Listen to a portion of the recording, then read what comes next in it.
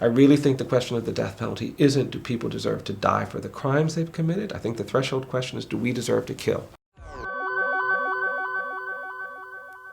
Welcome to Hollywood, man. Well, How does it feel to be here? it's different. It's kind of intense, but it's very exciting. I've been spending time with these Hollywood veterans, Jamie and Michael and Bree and Rob and everybody, and they've been great guides through this process. Absolutely. But I'm really just excited for people to see the film. For sure, yeah. Getting it out there is. I've always believed that if people saw what I see on a regular basis, they'd want the same things. And I think this film creates that opportunity, which is really, really exciting. Something you see, I feel like, is the personal side to what society often deems as, animals or people who are cast away. Yeah. Given how personal your relationships are with, these convicted killers often, Yeah. do you ever feel the need to pull back or to separate a little bit to protect your own heart? No, I really think the opposite is required if you're going to actually advocate for someone. And you're more vulnerable. You're not protected. You'll have tears. You'll feel overwhelmed.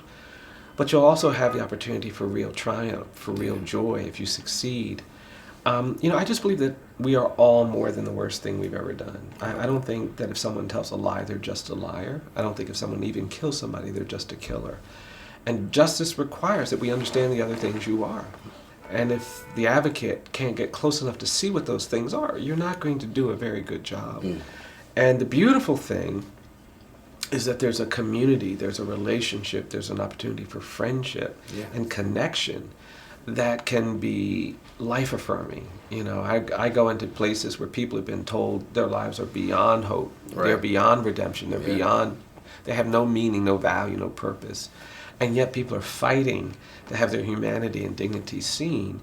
And what I love about the film and the performances is that the performances are so strong that you get to see the humanity and the dignity of people I've worked with, and that really excites me. And it's just, when I worked on the McMillan case, one of the things I learned is that you don't just put one person on death row when you wrongly convict someone. You burden that entire family, that entire community. And, I always felt like I was representing everybody who wanted to see justice. And that's a different kind of dynamic than a one-on-one thing. And it makes you feel the importance of what you're trying to do. And when you succeed, the triumph, the sense of joy, the sense of justice is priceless. I love that, because I was actually going to ask you earlier, where do you get your joy from? But it seems like this is a great way to get it. It is. I mean, we've actually won relief for about 140 people through reversal and release, and I would have never imagined that kind of success.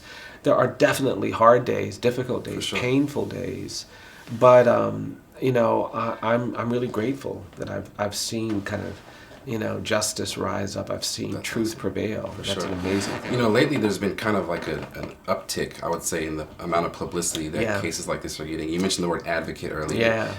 Kim Kardashian, she's an advocate for, certain people to get out of jail. What are your thoughts about not necessarily Kim's work, but the celebrity like Kim Kardashian using her platform? And also she took the time to speak with President Trump about some issues as well. Would you ever consider speaking with the president, given that you kind of now have the platform to be able to do so? Sure. Well, I think everybody has a role to play. I think journalists, I think people who are in the entertainment industry, I think everybody has a role to play, and I think everybody can use their platform and voice to do the things that have to be done. So I'm excited when I see that.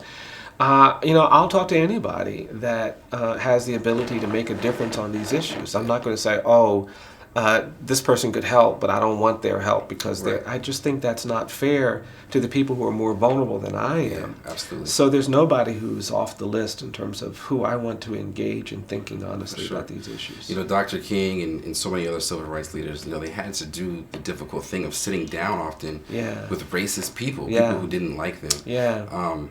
Not to say that the president is racist, but if you were to sit down with President Trump, obviously he's not the most popular man in the world, in our community.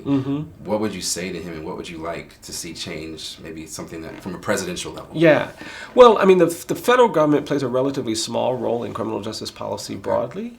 But there are things that I'd like to see happening. You know, I think we need to end the war on drugs. I think the federal government should stop treating people who have addiction and dependency problems as criminals, and we ought to start treating them as people who need a health care intervention.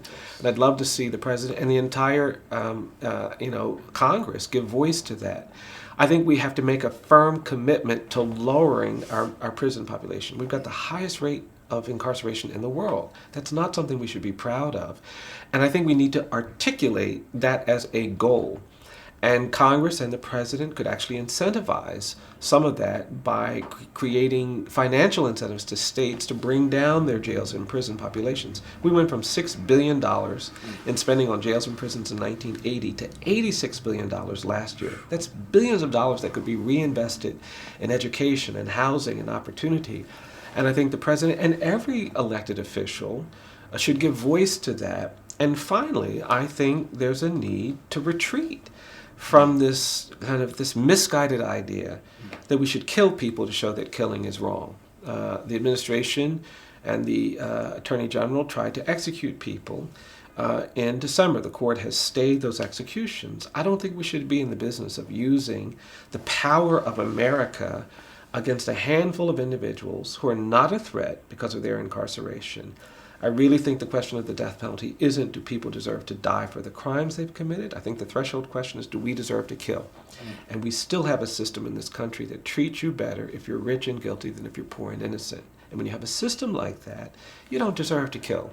And we should redirect all of that money into actually providing services to victims of violent crime, to providing services that improve public safety. And I'd love to hear any of our elected officials give voice to those objectives because I think it would change things. Yeah. I think you should run for president. Well, I appreciate that. Thank you for your words. You're very welcome. Congratulations. I appreciate it. Thanks. Thanks so much. Thank you.